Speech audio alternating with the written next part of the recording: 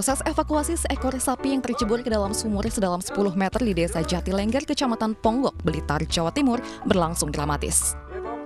Petugas damkar dibantu warga berupaya keras mengangkat sapi limosin seberat 1 ton selama 2 jam.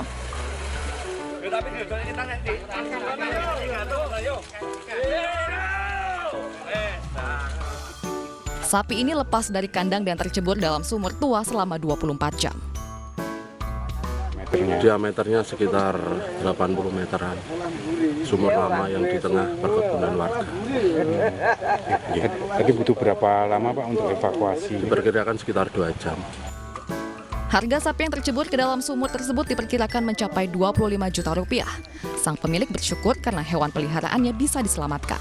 Dari Blitar, Jawa Timur, Robi Ridwan, iNews melaporkan.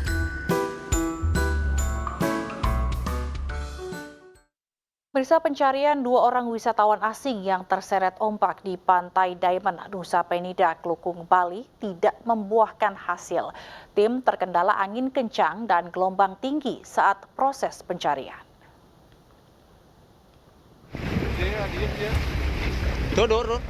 Pencarian 2 wisatawan asing yang terseret ombak di kawasan Pantai Diamond, Nusa Penida, Klungkung, Bali tidak membuahkan hasil.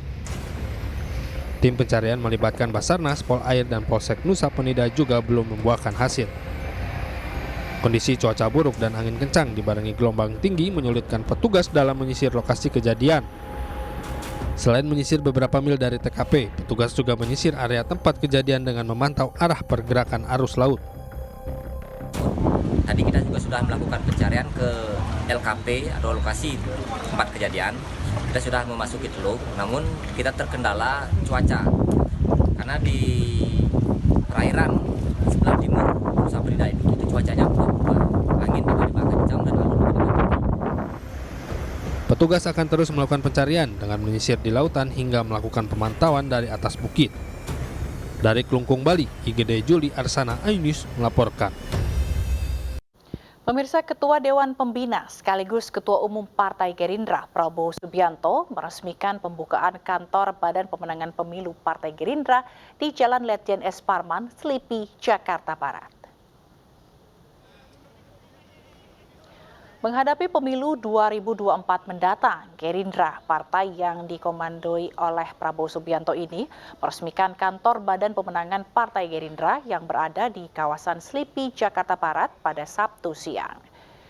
Prabowo Subianto turut mengapresiasi kegiatan peresmian ini. Dalam sambutannya, Prabowo Subianto mengajak seluruh kader Partai Gerindra untuk siap menghadapi pemilu serta turun langsung ke masyarakat guna membuktikan jika Partai Gerindra adalah partai yang kredibel yang siap menampung aspirasi masyarakat. Dalam kesempatan itu pula, Prabowo Subianto menyatakan niatnya pada Pilpres 2024 untuk maju kembali sebagai calon presiden.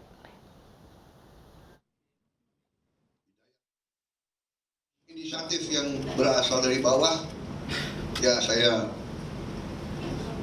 istilahnya saya sambut dengan baik.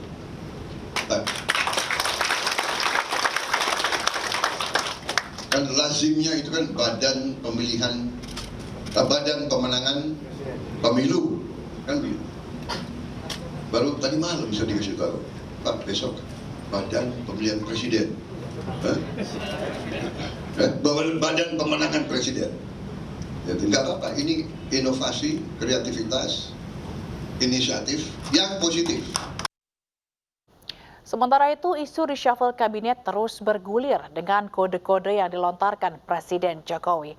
Romansa antara PDI Perjuangan dan Partai Nasdem yang dinilai tidak lagi seirama disebut-sebut jadi dorongan dilakukannya kocok ulang Menteri Jokowi.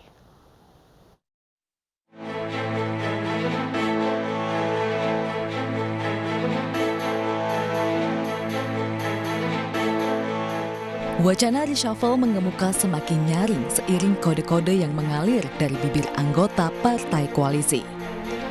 Presiden Jokowi bahkan merespons signal kocok ulang kabinet dengan kode hitungan hari.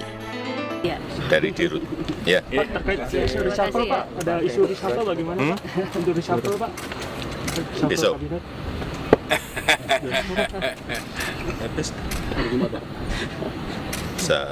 Jumat, bisa Senin, bisa Selasa, bisa Rabu.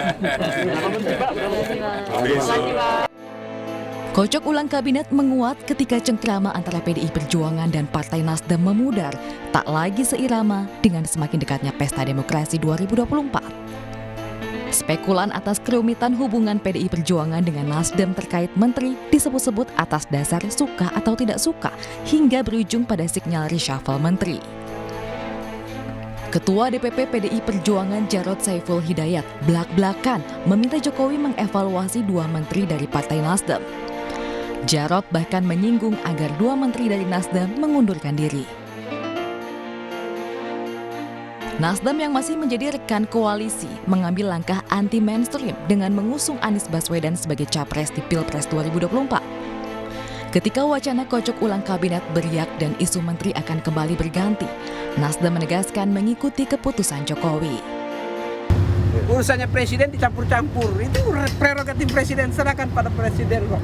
Seluruh partai harus terima apapun keputusannya presiden. Ya, dan jangan ada yang berlagak menjadi presiden saat ini. Saat ini presiden kita namanya siapa? Tahu nggak? Pak Presiden Joko Widodo. Jangan ganti namanya dengan yang lain-lain itu. Kabar Johnny G. Plate akan dicopot dari kursi Menteri Komunikasi dan Informatika berhembus kencang. Sekjen Nasdem ini menegaskan bahwa dirinya masih menjalani tugas dan fungsi yang dipercayakan oleh Jokowi.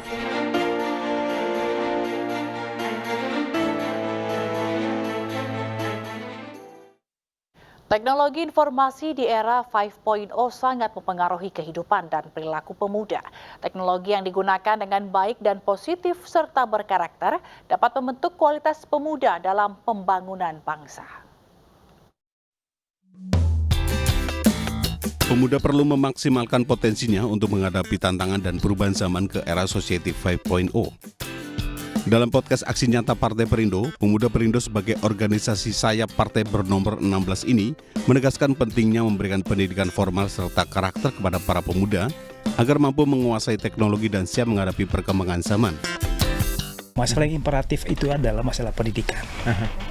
Makanya memang pendidikan ini yang memang yang harus kita atasi lah. Bagaimana masyarakat, terutama khususnya pemuda yang akan menjadi agent of change, kita persiapkan untuk perubahan-perubahan kondisi.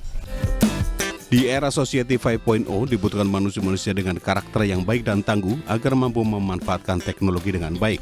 Tim Liputan iNews melaporkan. Usai jeda ada informasi mengenai 10 orang tentara yang tewas dalam baku tembak dramatis operasi penangkapan Ovidio Guzman. Tetaplah bersama kami.